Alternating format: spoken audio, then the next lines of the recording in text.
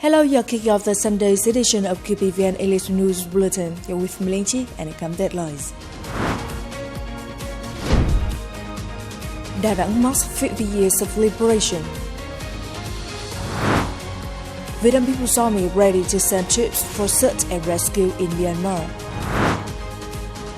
Day honoring Vietnamese language in overseas Vietnamese communities launched. On March the 29th, on the occasion of the 95th founding anniversary of the Da Nang Municipal Park Committee and the 50th anniversary of the city's Liberation Day, General Secretary To Lam offered incense in commemoration of heroic martyrs at the local memorial. Da Nang City, a heroic land in the two arduous and fierce resistance wars that experienced the loss of countless outstanding people who sacrificed their lives for the life of the nation, was recognized by President Ho Chi Minh and awarded with the golden words, "Loyal, steadfast, leading the way to destroy the imperialists."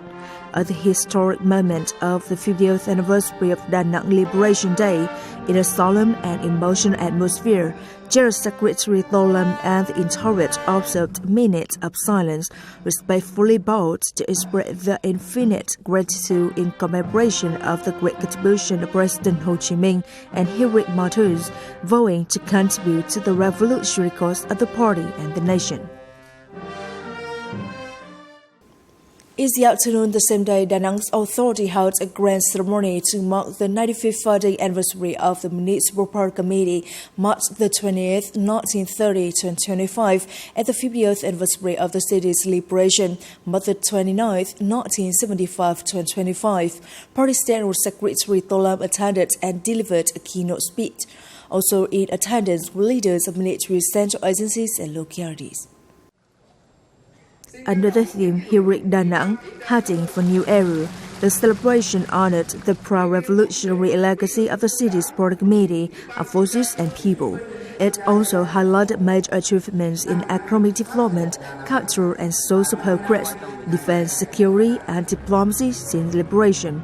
On behalf of the party and state, General Secretary To Lam praised Da Nang's remarkable progress over the past 95 years. He urged the city to continue building an efficient, streamlined and people-centered political system, fostering internal unity and enhance public consensus. He emphasized the need for administrative reform to bring local government closer to the people and better serve public needs, describing this as the crucial and urgent transformation. He also called on Da Nang to clearly identify its strategic advantages and propose institutional reforms to the central government, creating new drivers for growth while remaining the city's development plan for 2021-2030 with a vision to 2050. This occasion, General Secretary To Lam presented the first-class labor order to Da Nang's Municipal Park Committee, government and people in recognition of their outstanding achievements in digital transformation, tourism development and social welfare, contributing to advancing Vietnam's socialist construction and national defense. In the framework of his state visit to Vietnam on the morning of March the 29th, Brazilian President Luiz Inácio Lula da Silva and Prime Minister Phạm Minh Chính attended the Vietnam-Brazil Economic Forum. Deputy Prime Minister and Minister of Foreign Affairs Bùi Thanh Sơn joined the event. Speaking at the forum, Brazilian President Lula da Silva expressed his admiration for and respect to President Ho Chi Minh, the national liberation hero, a world cultural celebrity and a friend of the peoples of the world. He appreciated the remarkable development of Vietnam and held Vietnam as a role model for many countries to follow. He added that the trade turnover between the two countries now reaches nearly $8 billion per year, the figure that is still not commensurate with the relationship between the two countries and the expectation of both sides. Therefore, the two sides need to make efforts to fully exploit the bilateral trade agreements and others that the two countries participate in to further promote trade ties, soon reaching the target of $20 billion in the coming term. the Brazilian president urged businesses of the two countries, especially private ones, to boost connectivity and promote investment cooperation activities in the realization of the Vietnam-Brazil strategic partnership. He suggested both sides study the establishment of joint funds to promote investment, develop science and technology, create favorable conditions and build trust among businesses of the two countries for cooperation. Speaking at the event, Prime Minister Phạm Minh Chính affirmed Vietnam's consistent view of supporting an independent, strong and powerful Brazil with an increasingly important role in the region and the world, a country where the people have enjoyed more and more prosperous life.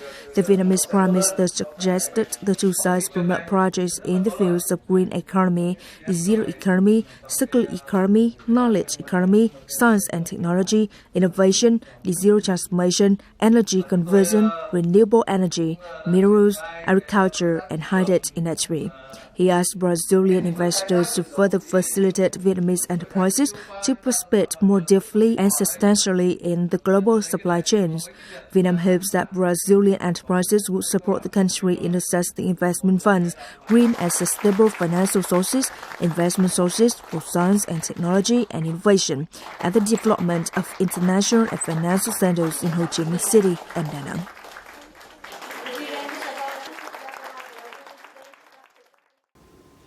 Brazilian President Luiz Inácio Lula da Silva visited the Vietnam Military History Museum in Hanoi on March 29th as part of his state visit to Vietnam. Welcoming and joining the delegation were Vice President Võ Thị Ánh Xuân and Senior Lieutenant General Lê Quang Minh, Vice Chairman of the General Police Department of the Vietnam People's Army. Brazilian President Luiz Inácio Lula da Silva has been part of the trade union movement since 1966, when he was one of the first members of the Brazilian Workers' Party, actively participating in social movements for the peasants and workers in Brazil in the 1980s. On the media, he has always expressed his respect for President Ho Chi Minh as well as his fondness for Vietnam. During the tour, the Brazilian president was briefed on the tradition of building and defending the country of the Vietnamese people, especially the development of the Vietnam People's Army in the course of fighting for national liberation, building and defending the fatherland today. The Brazilian top leader appreciated the visits to the Military History Museum helped him understand more deeply the mettle and heroism of the Vietnamese people. During his working visit to Laos to co-chair the 5th Vietnam-Laos Defense Policy Dialogue, Senior Lieutenant General Hoàng Xuân Chiến, Deputy Minister of National Defense, attended the Vietnam-Laos Young Office Exchange Program. Senior Lieutenant General Vong Kham Phomakon, Deputy Minister of National Defense of Laos, joined the event.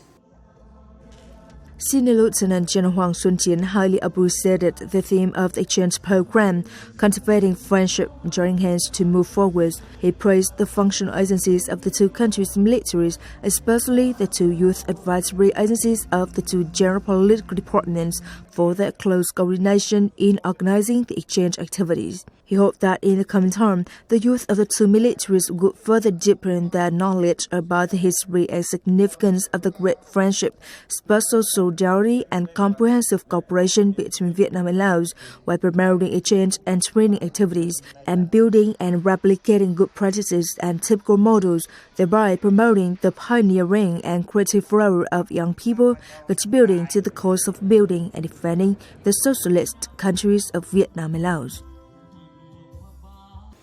On March the 29th, the General Staff of the Vietnam People's Army held a conference on sending troops to participate in search and rescue activities in the aftermath of the earthquake in Myanmar. The event was chaired by Senior Lieutenant General Huỳnh Chiến Thắng, Deputy Chief of the General Staff of the Vietnam People's Army.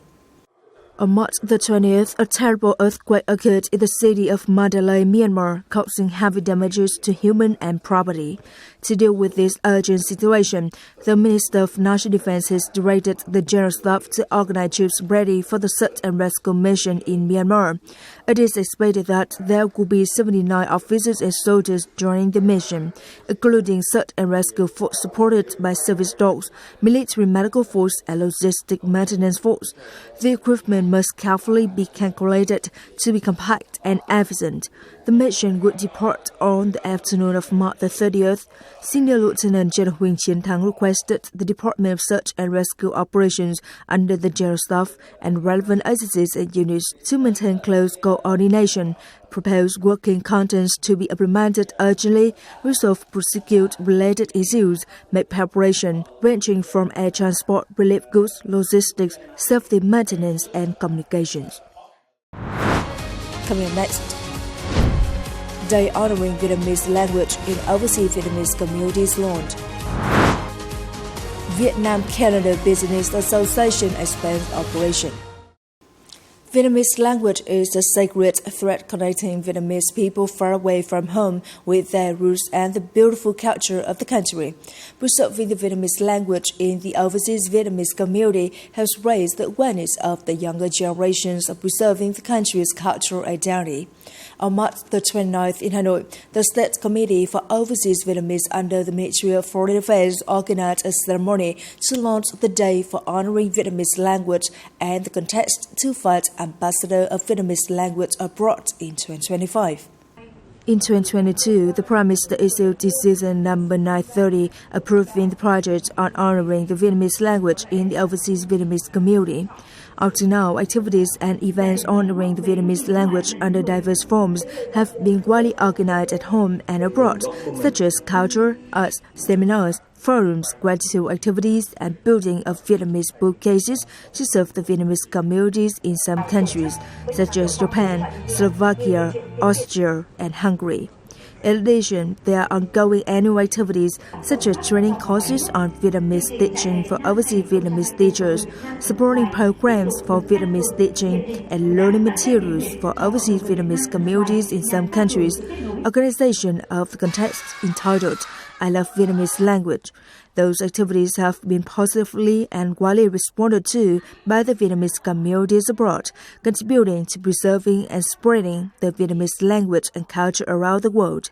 On this occasion, the State Committee for Overseas Vietnamese launched the contest Searching for Ambassadors, the contest to find ambassadors of the Vietnamese language abroad in 2025 for Vietnamese people living and studying abroad and foreigners living abroad, which is a useful playground to find and honor individuals who have made outstanding contribution to preserving and promoting the Vietnamese language in foreign countries.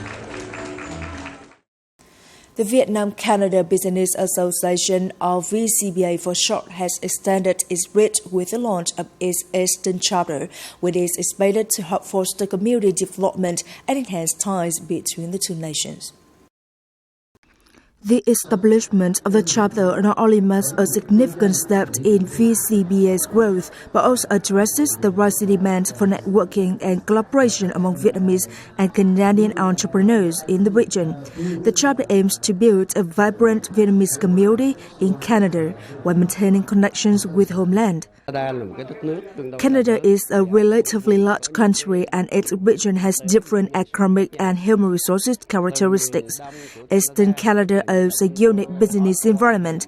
In addition to trading goods, we focus on education, immigration, investment, and logistics. The trade situation in Vietnam has now developed much more than in previous years, enabling us to compete more effectively in the Canadian market. The chapter's timely launch is expected to provide crucial support for both Vietnamese and Canadian enterprises and Vietnamese businesses exploring opportunities in Canada. In addition to opening up cooperation opportunities for businesses, the chapter will contribute to promoting the relations between Vietnam and Canada. The chapter will have a number of activities to support Vietnamese businesses in Canada to connect with reputable businesses in Canada through organizations such as the Vietnam-Canada Association, the Vietnam-Canada Trade Council, the ASEAN-Canada Business Council, which are prestigious organizations in the market. With the main goal for the community's development and contribution to promoting the Vietnam-Canada relations, the VCBA Eastern Chapter will certainly become a vivid model, reflecting the sentiments of overseas Vietnamese people in Canada towards the homeland. It is the end of the English News Bulletin today. You can watch the news again at QPVN.vn. Goodbye and see you next time.